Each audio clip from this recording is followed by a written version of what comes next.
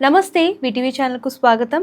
ప్రస్తుతం మనతో ఎన్నో వరల్డ్ రికార్డులు సాధించినటువంటి అలాగే ప్రొడ్యూసర్ అయినటువంటి తుమ్మలపల్లి రామ్ సత్యనారాయణ గారు మనతో పాటు ఉన్నారు. సో ఆయనతో ఫిలింకి సంబంధించిన కొన్ని చర్చిద్దాం. నమస్తే సార్. నమస్తే అండి. ఎలా ఉన్నారు సార్? సూపర్గా ఉన్నాను. సో సార్, అంటే ఇప్పుడు మీరు 15 సినిమాలు స్టార్ట్ చేశారు కదా. సో ఈ గిన్నీస్ రికార్డే కాకుండా మీరు ఎక్కువ ఆర్జీవి గారితో మూవీస్ చేశారు. సో ఆయనకి మీకు ఎట్లా స్టార్ట్ అయింది అసలు? ఆయన మా దృష్టిలో నా గాడ్. ఆయన 15 సినిమాకి 2014లో ఆయనతో నా పరిచయం. ఆయనకి అప్పుడు మొదటి సినిమా ఐస్ క్రీమ్ సినిమా తీసాం. తర్వాత ఐస్ క్రీమ్ 2 అని తీసామండి. తర్వాత మా ఇష్టం సినిమా తీసాం. ఆ తర్వాత ఆర్జీవి మిస్సింగ్ అని ఒక సినిమా చేసాం. ఆ తర్వాత అటాక్ అని ఒక సినిమా చేసాం. అది అటాక్ సి కళ్యాణ్ గారు నేను కలిసి చేసాం సినిమాది. 5 సినిమాలు అనుబంధం ఆయనతో మాకు. మొన్న లేటెస్ట్గా ఒక సినిమా అనౌన్స్ చేసాం. ఎండమూరి వీరేంద్రనాథ్ గారు కథ, ఆర్జీవి గారు డైరెక్షన్లో సినిమా అనౌన్స్ చేసాం. అది ఆ సినిమా కొంచెం అనివార్య కారణాల్లో ఆగింది. అది ఈ 15 సినిమాల లిస్టులో లేదు, కానీ అది ఆ సినిమా జరుగుద్ది. అంటే ఆయన బిజీగా ఉంటారు. ఇప్పుడు ఆయనకి ఎప్పుడో గుర్తించండి, ఫోన్ చేసి రావాలి సినిమా, నీ సినిమా స్టార్ట్ చేస్తానంటే మనం స్టార్ట్ చేస్తాం అంతే. కాబట్టి ఆయనకి మనకి వెరీ గుడ్ రిలేషను. ఆయన మా గాడు. ఆయన అంటే కంప్లీట్గా మీరు చూసుకున్నట్లయితే వేరే డైరెక్టర్లతో పోల్చుకుంటే ఆర్జీవి గారు కొంచెం డిఫరెంట్ ఉంటారు, డిఫరెంట్ మైండ్ సెట్. సో ఎట్లా సెట్ అయింది మీ ఇద్దరికి? అదండి, ఎంత డిఫరెన్స్ సెట్ అయినా ఇప్పుడు మనం 100 మంది ప్రేమించచ్చండి. మనల్ని ప్రేమించేవాడు తక్కువ మంది ఉంటారు. అలాగా ఒక ఆర్జీ గారు అంటే మనల్ని ప్రేమిస్తారు, మనల్ని అభిమానిస్తారు. ప్రేమించడం అంటే అభిమానిస్తారు. రోజు టచ్లో ఉంటారు. ఏ చిన్న విషయం ఉన్నా మనకి షేర్ చేస్తారు. అలాగే నేను ఏ పని చేస్తున్నా ముందు ఆయన షేర్ చేస్తాను. ఇలా 15 సినిమా అనౌన్స్ చేద్దాం సార్ అనుకుంటున్నాను సార్ అంటే, చాలా బాగుంది ఐడియా, చేయన్నారు అని. ఎలా చేయమంటారు సార్, ఈ ఓపెనింగ్ ఎలా పెట్టమంటారండి, ఒకే కెమెరాతో 15 ఓపెన్ చేద్దాం, 15 కెమెరాలు పెడదాం అనుకుంటున్నాను అన్న. ఓ 2 రోజులు చెప్తాను ఇంటికి అన్నారు. 2 డేస్ పోయింది. ఆయన ఫోన్ చేసి చెప్పారు, బాగుంది, నువ్వు అన్నపూర్ణ స్టూడియోలోనో సారథి స్టూడియోలో పెట్టుకో. 15 కెమెరాలు పక్కన పెట్టి 15 మంది డైరెక్టర్లు, 15 మంది హీరోలు, 15 క్లాప్ కొట్టేవాళ్ళు, 15 స్విచ్ ఆన్ చేసేవాళ్ళు, 15 మంది మన డైరెక్టర్లు వెనకాల, 15 మంది కెమెరామెన్లు అందరినీ సెట్ చేయి, ఒక గ్రాండ్గా ఉంటుంది ఈవెంట్, అక్కడ చేయి ఖర్చు పెట్టు అని చెప్పారు. ఆయన సలహా ప్రకారమే చేయడం జరిగింది.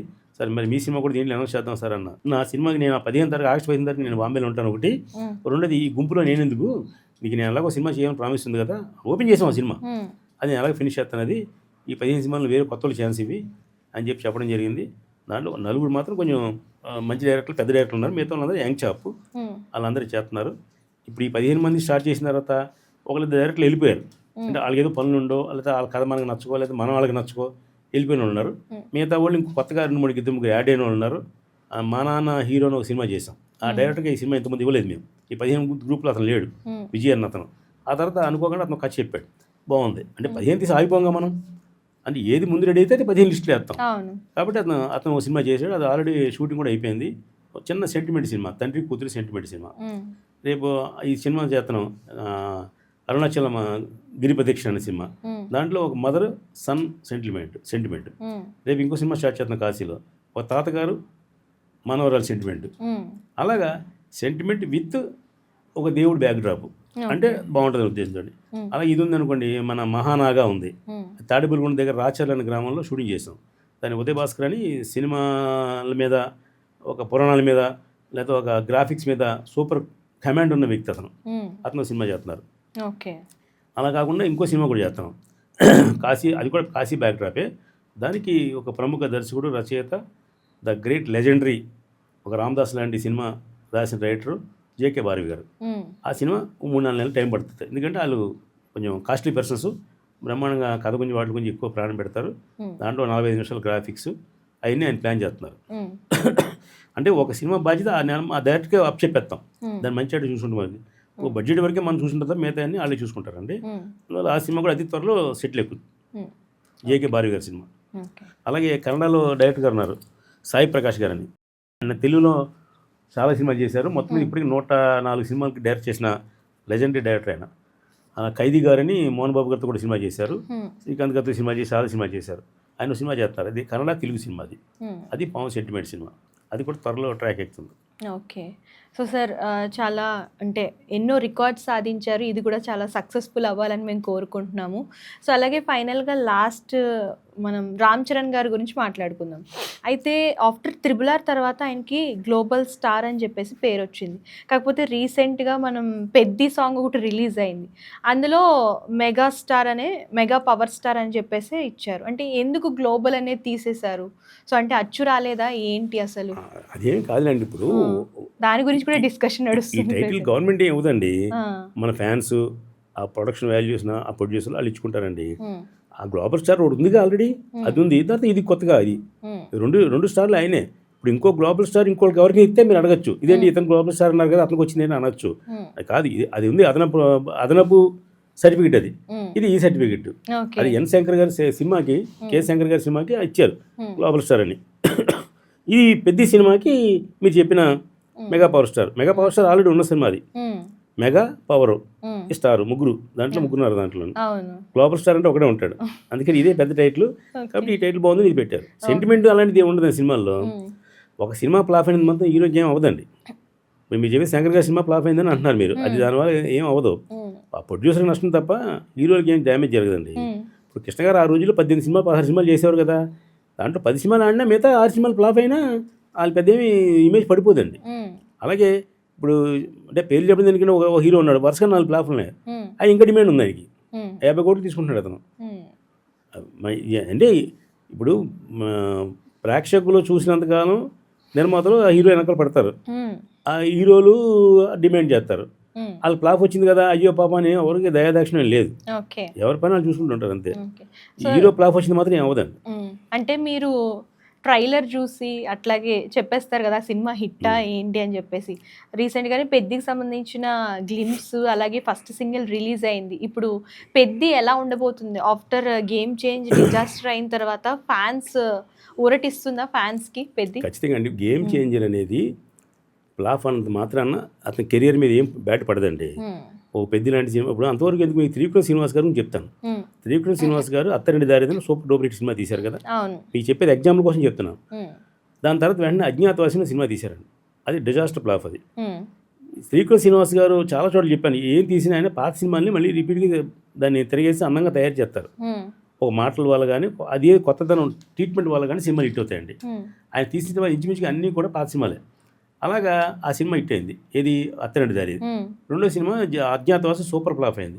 అంటే ఇంక త్రివిక్రమ్ శ్రీనివాస్ అయిపోయాడా, ఆయన స్టఫ్ అయిపోయిందా, ఆయన పనికిరాడా, ఇంట్రెస్టింగ్ ఏ సినిమా ఎవరు ఆయనకి. వెంటనే అలవైకుంఠపురం అని సూపర్ డూపర్ హిట్ ఇచ్చారు సినిమా. అది ఎక్కడికి వెళ్ళిపోయిందని సినిమా అది. అజ్ఞాతవాసి సినిమా వచ్చిందా అనే విషయం మర్చిపోయారు జనం కూడా. అందువల్ల ఆయనలో ఒక సినిమా ఫ్లాప్ అయినంత మాత్రాన ఏ కెరియర్ పోదండి. హీరోకి కానీ డైరెక్టర్ కానీ ఏం పోదు. పోతే ప్రొడ్యూసర్ పోతుంది. ఎందుకంటే అజ్ఞాతవాసి ప్రొడ్యూసర్ వేరు, అలవైకుంఠపురం ప్రొడ్యూసర్ వేరు. ఆ ప్రొడ్యూసర్ లాస్ట్ వచ్చి ఉంటుంది, ప్రొడ్యూసర్ లాభం వస్తుంటుంది. అంతే తప్ప ఏది జరగదండి. అలాగే ఇప్పుడు గేమ్ చేంజర్ సినిమా ఉందని కదండి. గేమ్ చేంజర్ సినిమా వల్ల దిల్ రాజు గారికి డెఫినెట్గా ఎంత లాస్ వచ్చింది, బాగా లాస్ వచ్చింది. పెద్ద సినిమా 100% అంత ముందున్న సుకుమార్ గారి సినిమా వచ్చింది కదా, దానికంటే పెద్ద సినిమా అవుద్ది. అప్పుడు టికెట్ వేరు రేటు వేరు, ఇప్పుడు టికెట్ రేటు వేరు. రంగస్థలం కంటే ఇది సూపర్ హిట్ అవుతుంది. ఇది బెటర్గా అవుద్ది తప్ప ఇంకా చిన్నగా అవ్వదు. పైగా బుచ్చిబాబు అనే డైరెక్టర్ ఆల్రెడీ సూపర్ హిట్ ఇచ్చాడు, ఉప్పెన.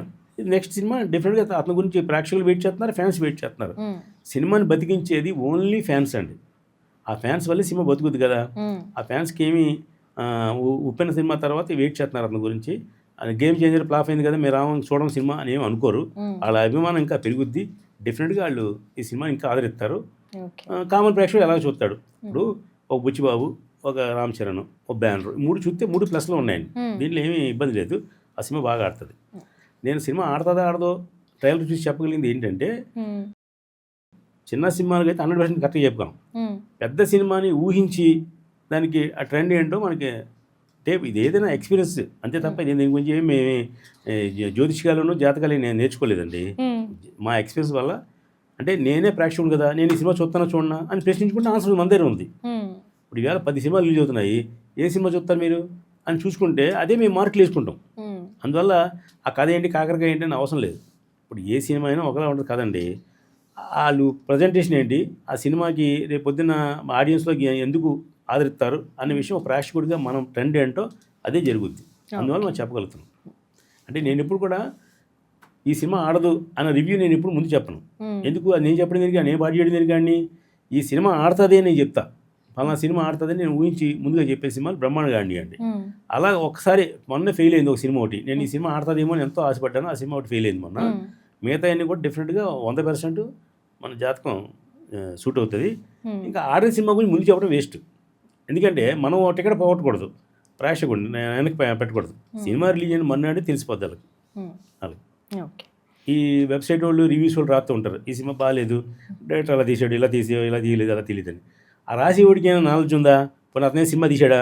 అతనికైనా సినిమా గురించి అయినా ఇలా హిట్ చేయాలో తెలుసా? అతనికి తెలియదు కదా. అతనికి అంటే చూసిన తర్వాత ప్రతి ఒడు కామెంట్ చేయగలడు, దాన్ని బొక్కలు ఏమైనా చెప్పగలడు తప్ప దాన్ని మనం ఏం చేయగలని చెప్పలేం. అది విశ్లేషకులు డ్యూటీ కాబట్టి వాళ్ళు చేస్తారు. థ్యాంక్ యూ సార్, మంచి ఇన్ఫర్మేషన్ ఇచ్చారు. సో చూసారు కదా, ఇది వాల్టీ స్పెషల్ ఎపిసోడ్. మరొక ఎపిసోడ్తో మళ్ళీ కలుద్దాం. అంతవరకు చూస్తుండండి వీటీవీ. Thank you. హాయ్ అండి, this is actor Suman. So వీటీవీని లైక్ చేయండి, షేర్ చేయండి, సబ్స్క్రైబ్ చేయండి. Hi hello, I'm Shashirekha, Miss India. So వీటీవీని లైక్ చేయండి, సబ్స్క్రైబ్ చేయండి, షేర్ చేయండి. ఏమైనా డౌట్స్ ఉంటే కామెంట్ బాక్స్లో కామెంట్ చేయండి. Thanks for VTV.